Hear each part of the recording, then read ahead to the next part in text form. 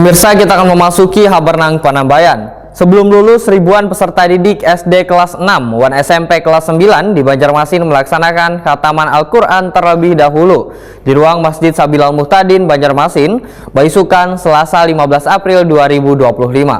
Momen penting dalam perjalanan spiritual peserta didik sebagai bagian dari upaya memperkuat karakter keislaman sejak dini ini diikuti sebanyak 6.474 peserta didik.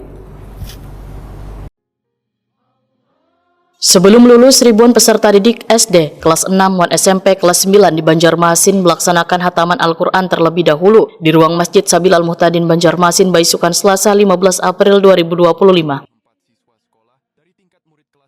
Momen penting dalam perjalanan spiritual peserta didik sebagai bagian dari upaya memperkuat karakter keislaman sejak dini ini diikuti sebanyak 6.474 peserta didik.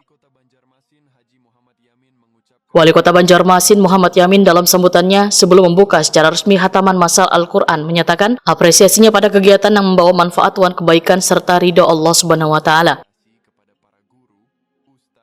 Muhammad Yamin menyatakan momentum ini merupakan salah satu tonggak sejarah dalam perjalanan spiritual dan intelektual, serta sebagai bukti kerja keras, ketekunan dan semangat peserta didik selawas ini. Karena khataman ini hanyalah sebuah awal dari perjalanan panjang yang harus dihadapi dalam mempelajari Al-Quran, serta memperdalam keimanan dan ketakwaan dalam Islam. Pengetahuan yang telah diperoleh, ujar Muhammad Yamin, harus terus diasah dan dipakai untuk kebaikan diri sendiri dan orang lain. Kegiatan khataman masal ini dapat menjadi motivasi besar dalam meningkatkan kualitas pendidikan agama, khususnya pembelajaran Al-Quran.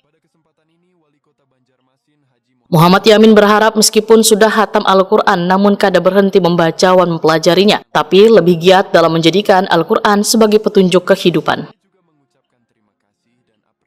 Khataman masal Al-Quran ini diikuti 6.474 peserta didik untuk tingkat SD sebanyak 5.839 siswa dari 241 sekolah. Sedangkan untuk tingkat SMP 635 siswa dari 23 sekolah se-Banjarmasin.